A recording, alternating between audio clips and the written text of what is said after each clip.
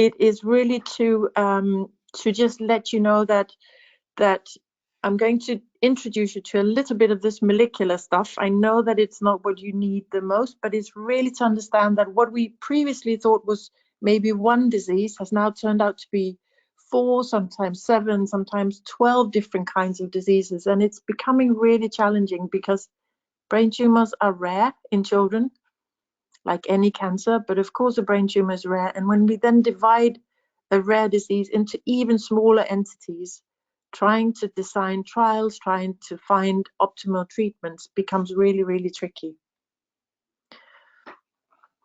So this is a picture showing you all the different kind of brain tumors in children. And you can see that the blue bit over here are gliomas. There is also some tumors coming from the ependyma lining the brain. But actually around half of brain tumors come from the glial tissue, meaning kind of the supportive tissue of the brain. And then the other part comes from many of the more immature, the nerve cells of the brain.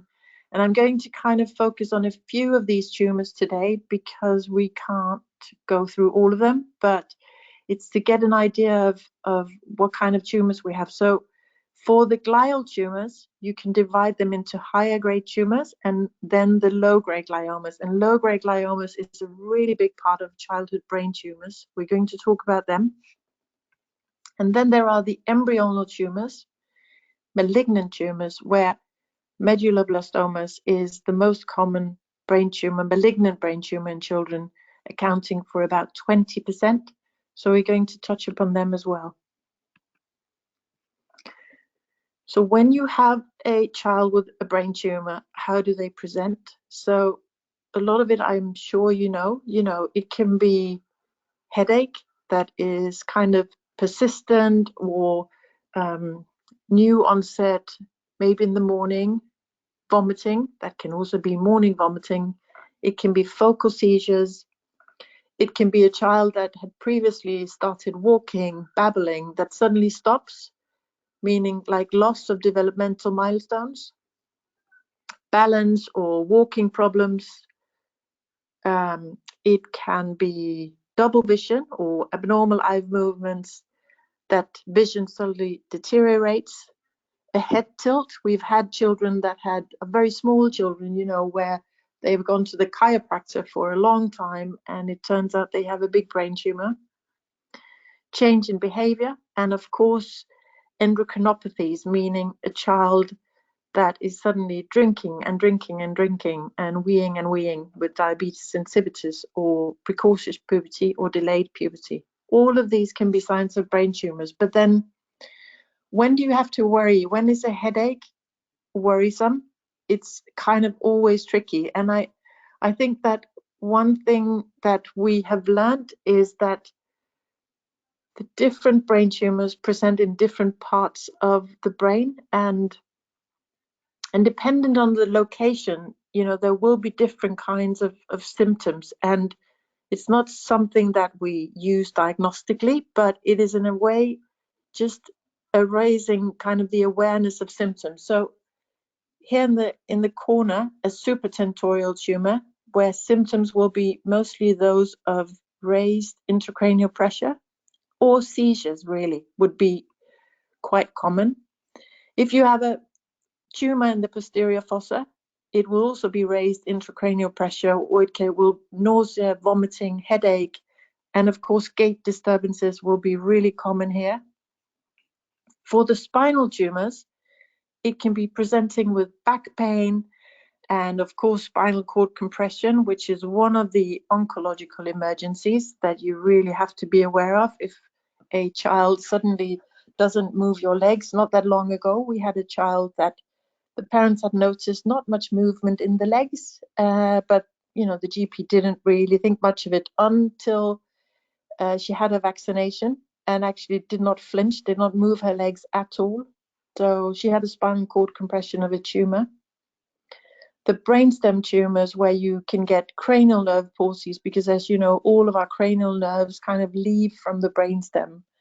and you can have abnormal gait, which we call long track signs when it comes here from the brainstem. And then the more centrally localized tumors where you can have headache or abnormal eye movement.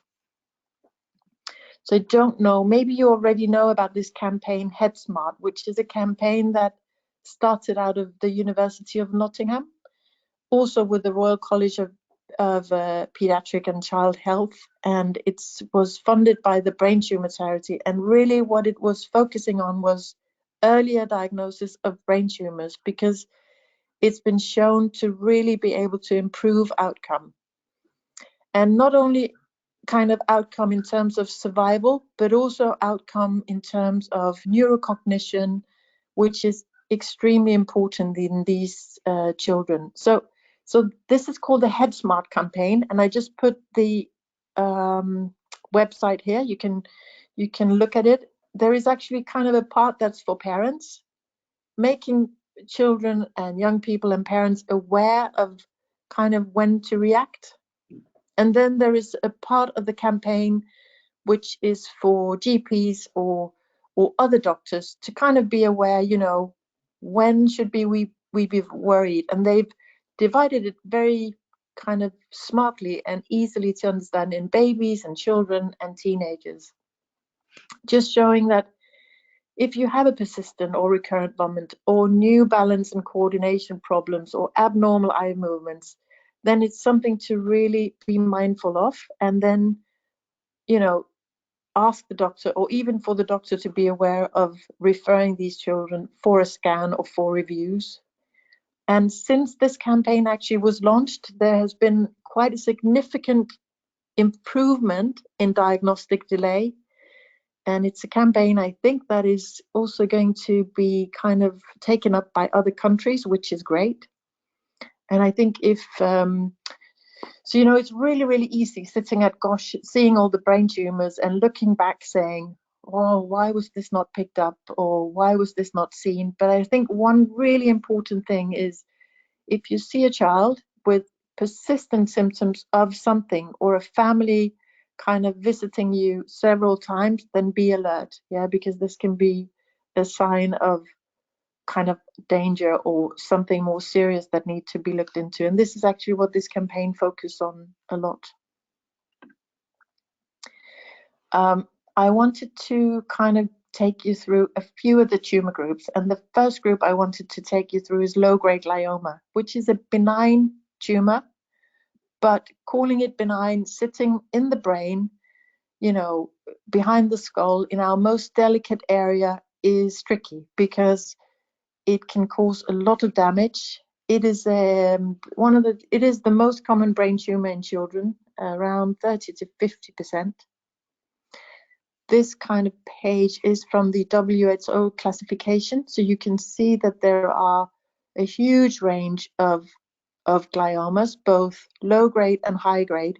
In this bit, we're going to focus on the low grade gliomas. The most common in the smaller children will be the pilocytic astrocytomas. For the older children or adults, it will be the diffuse astrocytomas that are the most common low-grade gliomas. So low-grade gliomas are in a way kind of a chronic disease. The overall survival, meaning, you know, that you will survive with your brain tumor. But you can also see that the pink line here, the event-free survival, meaning that, you know, these children will sometimes need more than one treatment because it is a disease that will recur, grow again, but it can be managed in the long term. This disease can occur anywhere around the neuroaxis. You can see it can sit anywhere supratentorially. It can be in the optic nerves. It can be in the posterior fossa, like this picture here. It can be really big tumors, supracellular tumors, rendering you blind with lots of endocrinopathies. This is also a posterior fossa tumor, a frontal tumor, and it can be spinal tumors. So they can really sit anywhere. Some of them, and we'll get back to that, this big tumor, for example, in the back, in the posterior fossa, could possibly be resected and and actually the child could then be possibly cured. But this tumor, on the other hand, you would really do a lot of damage by resecting it. So this is one of the big challenges we have with these tumors, is that they can cause a lot of morbidity. And how do we reduce morbidity from a disease where we know that you will actually live with this disease? We can never really make it go away. So the way we manage low-grade gliomas is surgery, it's chemotherapy, and it can sometimes be radiotherapy. If you look at this, you can see that if you have a tumor, a low-grade glioma, that you can actually resect totally, your progression-free survival, your chance of living with this without it ever coming back is really, really good. The likelihood of that will fall if you leave a little bit of disease, and of course it will fall even further if you leave more disease behind doing surgery. So this is a child. You can see this is kind of a big tumor sitting supracellular. So this is what we call coronal view with the ventricles. This child has got hydrocephalus. This tumor was actually resected, and you can then say, oh, is this child now cured? After this resection, the child is blind, has got diabetes insipidus, hyperphagia as signs of kind of a big hypothalamic injury, and severe behavioral changes. So clearly, surgery is not always the answer. So really the main issue with these diseases is, how do we manage them when we can't resect them? How do we manage them if we can only do a biopsy? Some of them we can observe, and some of them will need other treatments than surgery. And then it's like, what treatment do we choose? When do we start? And why do we give this different kind of treatments? Traditionally, really, and actually especially in the UK, radiation has been a standard treatment. And you can see that from the blue line here is the overall survival and progression-free survival of children that has had radiation. And it's a really effective treatment.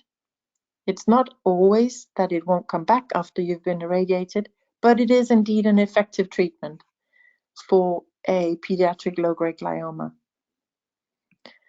But the long-term side effects of being radiated, especially if you are quite young, are quite significant. And you could really ask yourself, who would kind of systematically use an upfront radiation approach in a patient group where nearly all will survive and actually have a close to normal life expectancy? Because if you irradiate a brain of a child like this, the risk of stroke, the relative risk will be around 70 over 15 years, which is really high.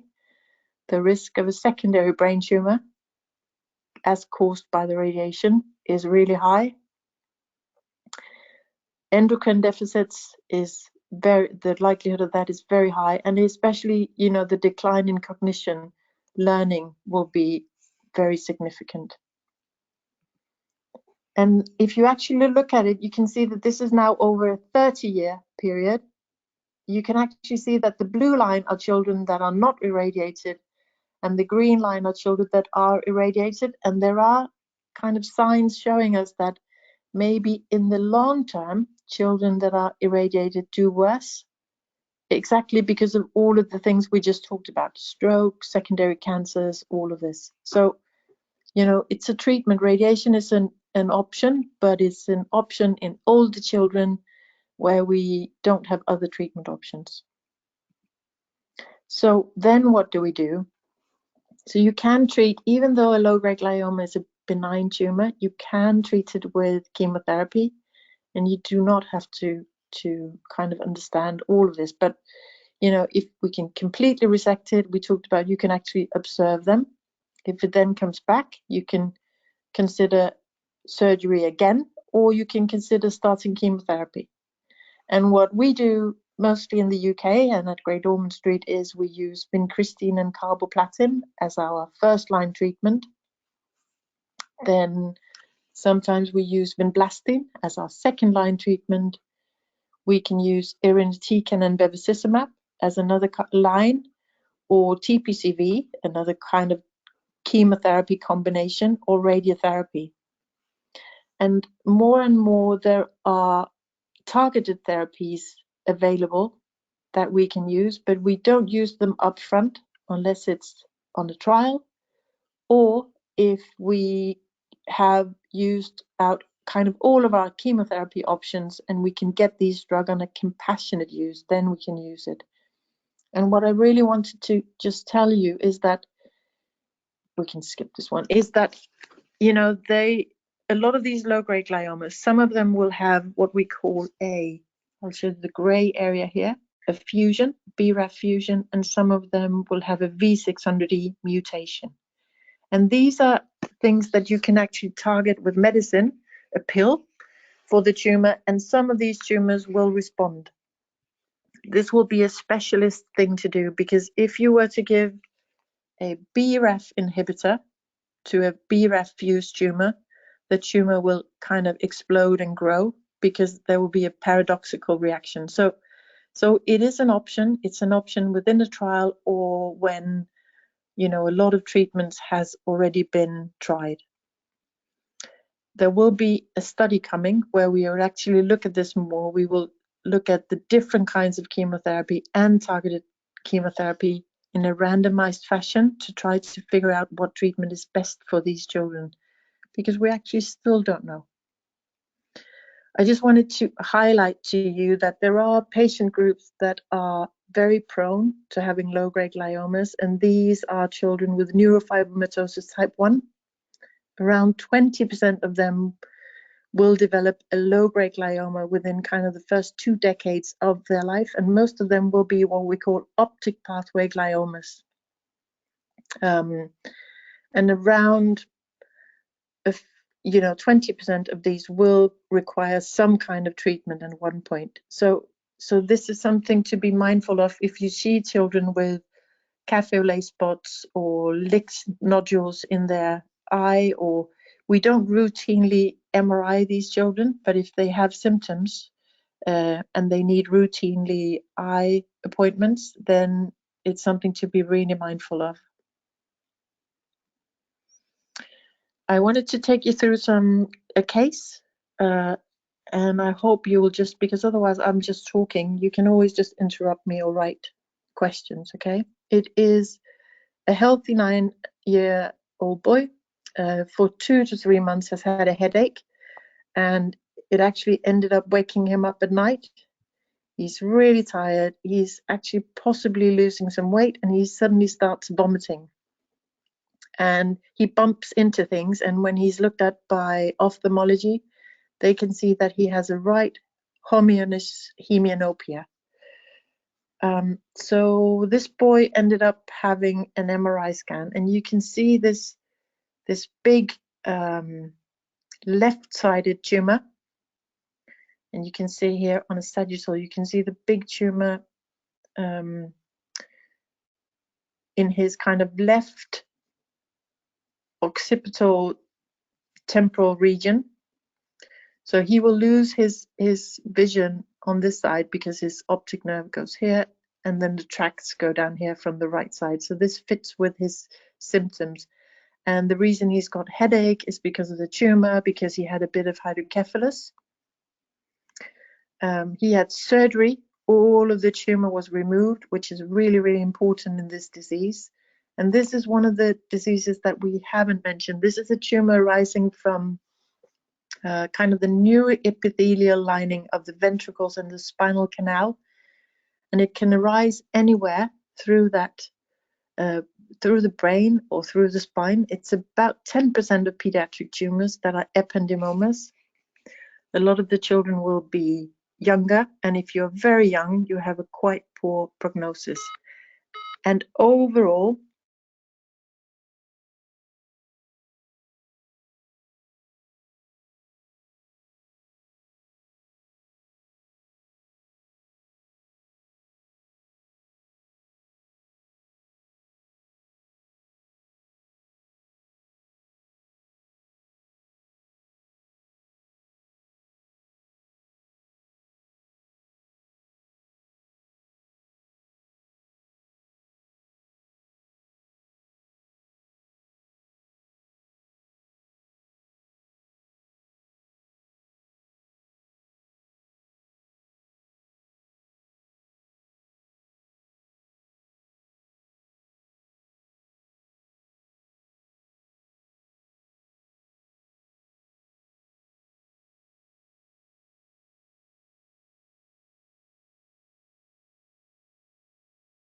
Dr. Dahl, we seem to have lost you.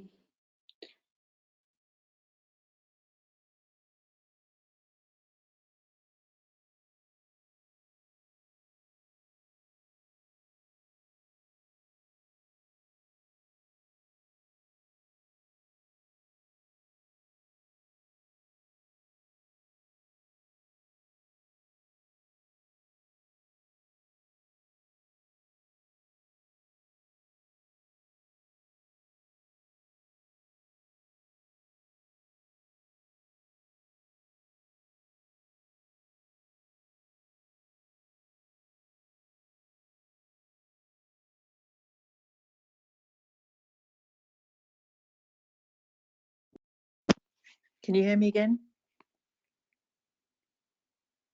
Yes, wonderful. Oh, my. Thank you. Sorry about that. What I wanted to show you is, this is a really, really busy slide, okay? But this is kind of demonstrating what we have learned, because once we thought that ependymomas was either a spinal tumor, a posterior fossa tumor, or a supratentorial tumor. But we've actually learned that within each of these, these are spinal tumors. We have at least 3 different kinds of ependymomas in the spine, and the age where they present is really variable. The survival of the spinal tumors is generally quite good. If you look at the posterior fossa tumors, we have again 3 different kinds. The age where they present is really variable, and indeed the survival of these tumors is really different. So the PFAs, the posterior fossa group A tumors, this one, have a quite poor survival, whilst a PFB will have a really good survival. So this is kind of what we talked about. You know, we treat all of these children the same, but actually some of the children could have less treatment and maybe still have a good survival, and we could spare them a lot of the long-term side effects. So this is really what we are trying to work on as a neuro-oncology community.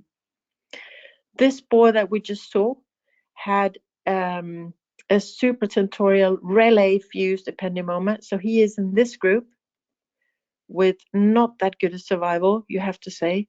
He is treated with radiation, and then we actually right now have a trial where we try to give them chemotherapy after to see if that works, but I'll show you that on the next slide. This is actually just telling you exactly the same thing. Supratentorial relay fused ependymomas in mostly younger children, boys maybe a little bit more than girls, and with not that great a survival of around 50%. YAP fused ependymomas that are girls maybe more than boys with excellent survival. And in the posterior fossa A with a quite poor survival, and B with a really good survival. So we need to learn better how we can divide treatment for these children to do them as little harm as possible, but still kind of give them really good overall survival. So we're going to skip this. So right now we have an open trial.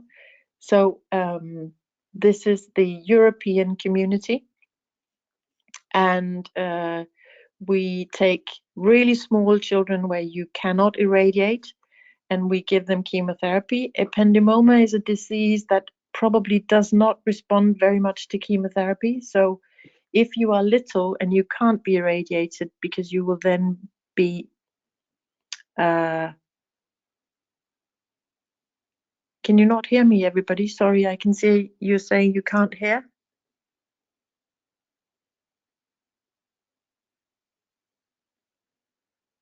I can still hear you. You can still hear me. Okay, great. Thank you so much. So we're trying, actually with this trial, we're trying to explore, does chemotherapy have any role in ependymoma? And it's to try to minimize radiation, really. So second case, an 8-year-old boy, 2-week history of vomiting and headaches. And then really, suddenly mum noticed he's struggling to get on his bike and he's falling over. This boy has a big tumor in his posterior fossa and he's got a medulloblastoma. This is the most common malignant brain tumor in children, and the treatment of these diseases are multimodal with surgery, radiation and chemotherapy. So as we talked about, 20% of all brain tumors in children are medulloblastomas. We have around maybe more than 90 cases per year in the UK. Most of the children are around 4 to 6 years. A fifth will be less than 2, and 80% will be less than 15. Around a third will have metastatic disease when they present. The overall survival, if you have what we call average risk disease, is around 70 to 80%. For children with higher risk disease, it's around 60%. And for very small children, infants, the disease is around 30 to 50%. So it's a very variable disease, and we've learned that even more, and I'll show you. So when we risk stratify medulloblastomas, we do it based on histology, and then we look at how much disease is left after surgery, and then of course if you have metastatic disease. And you probably know the M staging for brain tumors is a bit different. So if you're an M0, you have no evidence of metastases. If you're an M1, you can have tumor cells found in your spinal fluid. You always need a CSF done either at the time just before surgery if you can, but sometimes that can be quite tricky because you can have hydrocephalus and then it's dangerous to do an LP. So we do it 14 days after surgery. You're an M2 if you have tumor spread beyond kind of the posterior fossa but still within the brain, and then you are M3 if you have metastasis in your spine, and M4 if you have tumor spread outside of your brain. Right now, what we have done for many years is we have divided medulloblastomas into what we call average risk and high risk. And that was dependent on histology and how much disease was left and metastasis or no metastasis. So if you were an average risk child, you would receive craniospinal radiation, meaning radiation to all of your brain and all of your spine, and then with a boost to where the tumor was, but with a lower dose of radiation than if you were a high risk disease, followed by chemotherapy. What we have learned is that medulloblastoma is indeed not one disease. It is actually 4, it's maybe 8, it's maybe 12 different kinds of diseases. So it becomes really tricky. We have 4 major groups of medulloblastomas, and I'm going to quickly take you through them because this is where all of the molecular knowledge that we have really changed what we think about medulloblastomas, and also hopefully eventually will help us treat children differently. So we have something called Windactivated medulloblastomas. And I think what you should know about these is that if you are less than 16, you really have an excellent survival if you have a Windactivated tumor. So there are trials ongoing seeing if you could give, I don't know if you remember, the average risk tumors had 23 grays of radiation. There is a trial where we try to give these children only 18 grays of radiation to really see, because of their excellent survival, could we spare them some of the long-term side effects. One thing to know about Wind-activated tumors is that they can have something called Turcot syndrome, a genetic syndrome with a mutation in the APC gene. So we do genetic counseling for a lot of brain tumors. The sonic hedgehog activated tumors are also kind of a tumor that is very different. If you have a P53 mutated sonic hedgehog tumor, almost all of the children will die. If you are an infant with a sonic hedgehog tumor, almost all of the children will survive. So it has really taught us a lot about, you know, the risk of the diseases, and it will hopefully, moving forward, help us in how to treat these children. The group 3 medulloblastomas, a lot of them will be metastatic when they present, and some of these, if they have MYC amplification, again, almost all of them will die.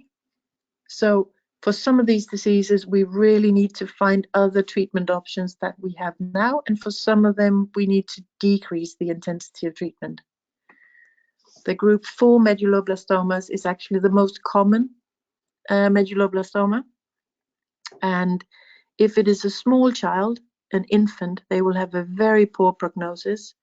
In older children, they actually have an intermediate prognosis. So again, it has suddenly told us, you know, that this is very variable. And this is kind of to demonstrate that, you know, the different subgroups indeed have very different overall survivals. So we have to learn more and more about this. And this goes for kind of almost all brain tumors. For infants, you can see that the overall survival for some of these is very, very dismal. And for some of them, for example, a sonic hedgehog desmoplastic histology is an excellent survival. This is an 11-year-old boy, the number 3 case, with neck pain for a very long time. He is almost cachectic. He's lost a lot of weight. He's had headaches, and he's actually for about 2 to 3 months has visited GPs, A&Es many times, and was finally seen by a doctor who could see he had a cranial nerve palsy, so referred him for MRI. He had this pineal lesion, but other than that, I don't know if you can see his spine. He's got tumors lining all of his spine, huge big tumor lumps all the way down his spine. So really a metastatic tumor, most likely arising from that pineal region. So he's a boy with a pinealblastoma. It's a very rare tumor that takes a lot of intensive treatment to be cured, but can be cured. But this is a child, you know, presenting many times with pain, losing weight, and something is clearly wrong, but wasn't really seen quick enough. So he is actually just now finishing radiation and is going to receive chemotherapy. We give them 4 times of high-dose chemotherapy with stem cell rescue every time, and he will have possibly a 50 to 60% chance of a cure. The last case is a 5-year-old girl, and over 3 weeks she's developed a new squint. She was seen by the GP and it was recommended to watch and wait, but she then suddenly developed also facial palsy and really clumsiness. So when she came to hospital, she had what we call long track signs. So she had left-sided weakness and had facial palsy, abducens paresis, and was drooling quite a lot. The MRI showed what is very typical. I don't know if you can see the brainstem here. It's filled with tumor. It's a huge big tumor sitting here. And on this view, the axial view here, the tumor is sitting in the brainstem. It's encasing the basilar artery, which is sitting here. It's filling up more than 50% of the brainstem. And this is typical of what we call a DIPG, a diffuse intrinsic pontine glioma. It's about 10% of central nervous system in children.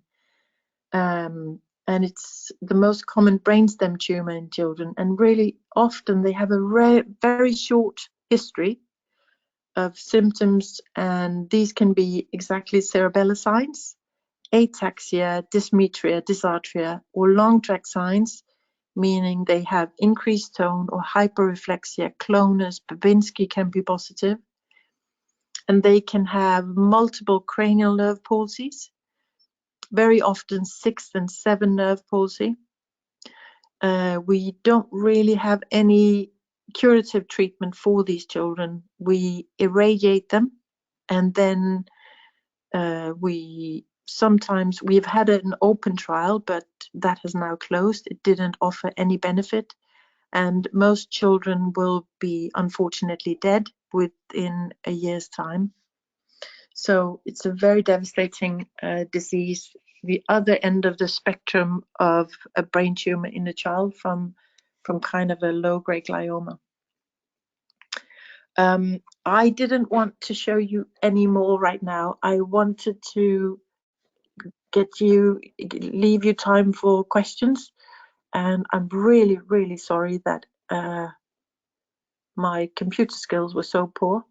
So any questions, or if not, I can also just leave you my email. You're welcome to email me if questions comes up, or if you have things that I can help you with.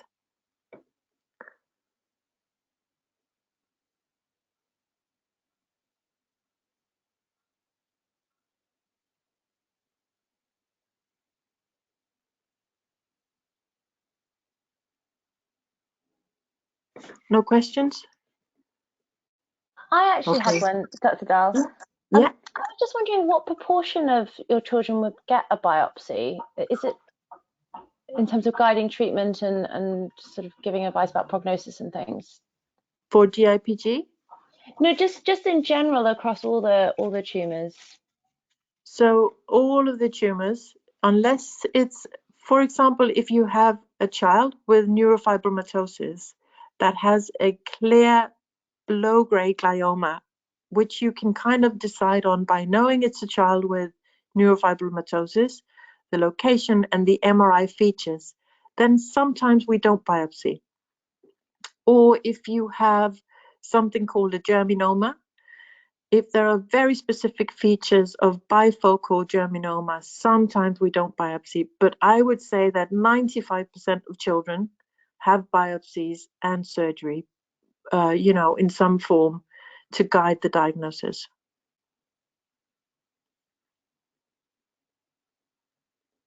That's really great, thank you. I would have thought sometimes the location would have restricted more than that, but 95% is really...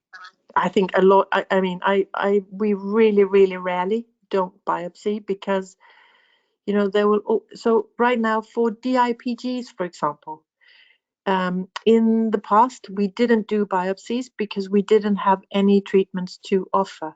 Yeah, but then there was a trial set up where we did a biopsy and then we looked at the tumor to try to guide some kind of targeted treatment.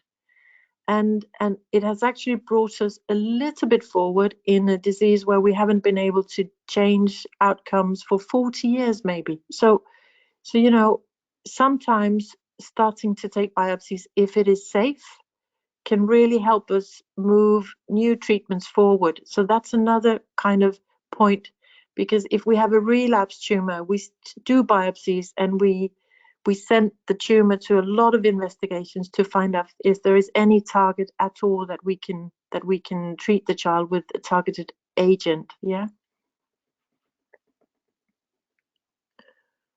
That's great, thank you. That's really helpful. Great. Thank you, everybody. Have a good rest of the week and take care. Thank you, Christine.